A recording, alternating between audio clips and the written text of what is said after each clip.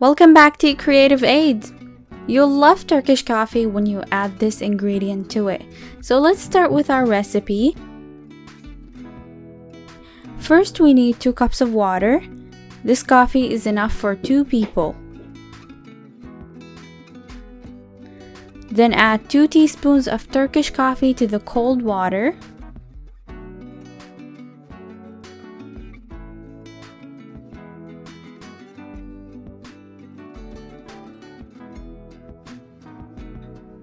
Mix it well.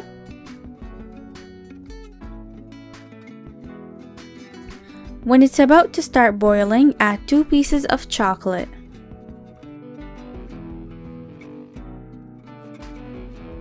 Stir it well.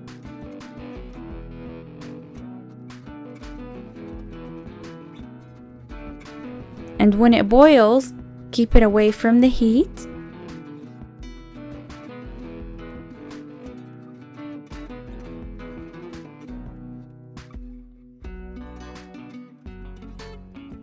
Then pour it into cups and serve it hot.